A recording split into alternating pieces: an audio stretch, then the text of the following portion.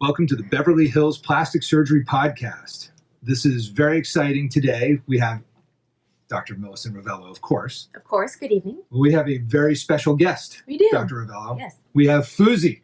What's up? What's up? Shooting in to Action Park Media Studios for his pre-op appointment. Welcome, Fousey. Thank you. Thank you for having me. Great to have you on. Obviously we're here because you had first of all, I want to say one of the most valiant celebrity boxing matches I've ever seen. Because you raised a ton of money. Yes, we did. $400,000 for charity. That's amazing. It only cost Fousey his nose. My entire nose. like not a little bit either. How bad was the break? It was one of the worst fractures I've seen in a long time, other than fractures created by car accidents. Right. Yeah, those are severe, but an actual punch to the nose. Several. Let's keep that clear. Yeah. Several punches. The problem, though, was not just that the nose was broken, but the septum itself, the center post that holds up the middle of the nose, was demolished. It was fractured in half, and you could not breathe after this. I couldn't fracture at all. There was no airway at all. And that was a big problem. A huge problem. Horrible sleep. And you're not going to be able to sleep. It's going to hurt. There's problems moving air, so you don't feel well. And so what we did initially was we took you to surgery and straightened out the septum. You could breathe immediately after, which was a big deal. It was a great deal. Like, it was night and day the second I woke up out of surgery. Nice. How soon after your fracture did you go to surgery? I believe we waited a week, correct? It was about a week because he was like, when he called from London, it was like just... It was mulch. I mean, the nose was just a big balloon, and there was no way to really make a nose out of it, even with a closed reduction. Sure, yeah. And typically, I mean, you see these Dr. Rovelo when you're on call at Cedars-Sinai on Sunday at 2 a.m. That's me. But the thing that you want to do is you want to do something to at least get the nose back in shape so that you can operate, make it better, and also breathe. What's crazy is people actually love how the nose looks right now. I actually get a lot of compliments because there's now this weird bump that's formed at the top, and there's like this dip right here at the bottom of my nose that looks like a slant. And people actually enjoy that. They think that's how it's supposed to look. What are we doing here, man? We're done. Because I believe that there is better on the other side. Well, there is. Really, what you're showing, though, there, when you look at your nose now, that bump is the nasal bones, and you still have a step off into what's called, basically a saddle nose, which is where the cartilage of the middle vault, this part here that's responsible for the valve function of your nose and breathing, has collapsed in. And so even though we got the septum straight and we brought up as much as we can, those cartilages are demolished. Yeah, and they need to be rebuilt. How far out now are you from your punch?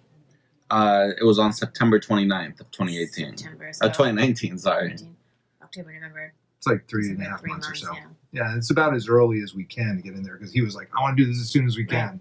I said, well, 3 months is about as early as we can go after that level of fracture. But we already know that we're rebuilding this. With the septum's destroyed, so I can't use the septum to build the nose. Right. So we already know we're taking a rib graft. Sure, and of course. We talked about that. So that's probably the toughest part.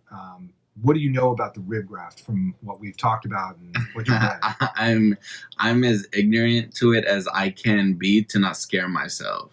I think that's a good idea. That's actually pretty good. I had a patient today say the same thing. If I had known going into surgery like how involved this would be, I might not have done it. So oh man! This wasn't about a rib graft. It's a separate. Okay. This is a separate surgery. Okay. But sometimes it's better to not be too. I think the biggest thing is that it's painful. Like people say they felt like they did like 1,000 crunches. They just feel like an annoyance because it's down. It's where your core. The rib is sensitive. Yeah, I mean, the gal that I did yesterday, I used a rib graft to fix her nose. She came in today and she said, this is a lot of pain. I said, well, let's give you a block. We injected some local anesthesia. She was gold. Right. She's like, well, how will it be tomorrow? I said, it'll be a ton better tomorrow. And it is, you have to manage the pain, but the good news about using rib graft is that we can build an amazing nose with it. That's awesome. Like loads of cartilage. That's awesome. We're going to make you a great nose. I'm super excited. And for me, throughout my whole career, doing my nose was always a question, but I never pulled the trigger. Like people, my nose is like my face. People know my nose. It's been a running joke staple of my career, my entire career. So this is like a big opportunity for me because I've deep down always wanted to do it, and this just lands me the perfect opportunity. Well, and that's the thing. It's like now you kind of have to, so we might as well make it amazing. Yeah. And like just make a great nose. I don't think we have to do anything too fancy, but I think the goal is, keeping, if you could imagine those bones like just continuing down to the tip, I think you've got the right dorsal aesthetic line. What do you think, Dr. Rovelo? No, that's exactly what it is. I mean, I think there's still probably a little bit of swelling left, and even if that were to go away, you really see much more A deeper of that step. scoop and the divot. But yeah, if you can sort of connect what you're calling like the bump up here to the tip down there as one straight line and take away that scoop, you have a nice nose. Yeah. Yeah. And then we'll make the tip a little smaller. I'm gonna take this cartilage down a bit, and we're gonna make that into much more of a trapezoid look as opposed to right now. I think it's kind of amorphous and a little bit too bulbous for him. So we want to get him a cleaner look in terms of the tip. Support it with cartilage. And then the only question I have is whether or not we have to bring the lower base in a little bit. I don't know that I'll do that. That might be something I let kind of go until the future and see whether we want to narrow that down the road. Because once you do it, you can't take it away. Right. But if it looks like I definitely need to do it, I'll do it on the table for sure. But again, and we're going to keep the breathing. Breathing's still good? Amazing. It's better than before. Well, that's good. What didn't you like about your nose before? What bothered you about it even before the accident? I feel like it was just the size. I feel like it took the side profiles where I saw it the most, and I feel like they bridged down too much at the bottom. Got it. There's too much of a droop. Okay. Yeah, I agree with that. And that, because I saw you before, Yeah. with and all your photos, it's very easy to get a look at what your nose looked like before the celebrity boxing match. But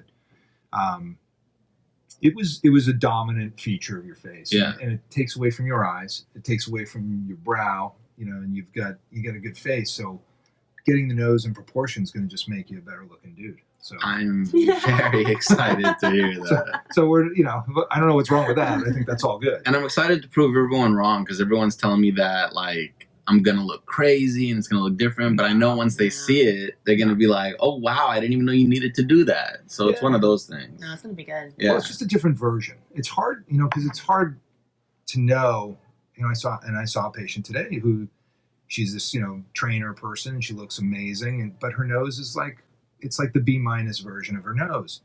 And I was like, well, you look fine. She's really great looking. She doesn't have to do it. But if she got the A level nose, it changes the game. It really does. And it changes availability for your look and for your confidence level, things that really make a difference in your life. I've done a lot of procedures throughout the years. I am most excited about this. Like, I am juiced right now. Cool. Well, I'm scared, and I'm just going to go to sleep during the procedure and wake up and then deal with it then. But I'm excited. Yeah, that's a good way to look at it. Are you going to put it through your channel again? Oh, yeah, 100%. 100%. This He's is a going to big run the camera live for the whole He won't know what's going on with his viewers. This one might be harder, though, because I was able to edit the first one and watch what you did during the procedure. Yeah. But I don't know if I could do it during this one. I know a guy that taped a procedure for me recently, and he was really good. He actually now lives in Orange County. If we want to get him, I'll call him up and get him over there. Because, this is going to be an amazing operation. Yeah. And you probably shouldn't edit it. Yeah, he might have to step in. Let's do that. If he wants to step in, he can, but I don't know if I can. Yeah, it's one of those things that you're gonna want this one because it's gonna be cool. It's cool. If you can handle it and you don't mind some surgery stuff, it's a cool operation. It's hard to watch yourself being operated on. Yeah. I've shown patients things like, oh no, I can totally handle it. Then they're like, yeah, and just go out. I'll give a graphic warning before the video starts. Of course. Know. Yeah, this is not for children. That's for sure. Yeah. Well, do you have any questions for us before we get this thing going next week? I feel like I've asked you everything that I've needed to ask. My main thing is, so I'm using this nose. You said boost the confidence to get back in the gym. How long I'm waiting until the gym starts? Usually 3 weeks. 3 weeks. Yeah, pretty quick. You do things that are not core oriented. So you do, all kinds of biceps, triceps, whatever, squats.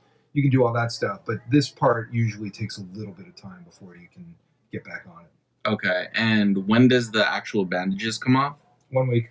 So before my birthday. My birthday is on the 22nd. We're doing this on the 14th. Well, it's going to look like a potato for your birthday. Oh, is it really? Yeah, don't plan a big photo shoot. Okay. These babies swell after you've had a fracture and now an operation. Oh, okay. In the span of 3-4 months. Yeah, if you can think back to how you looked after the fight, it's not quite Really? that bad, but it's yeah. I mean, for the birthday party, it's going to be a different look. We're staying in for my birthday. No, you can tape it up, and you'll be able to do it. Okay. We'll take some measures to get you out. Okay. Sounds good. Well, cool. Well, listen, Fousey, I really appreciate you doing this. This is great. I'm happy to be your surgeon. I'm excited to knock this out of the park for you. Thank you so much.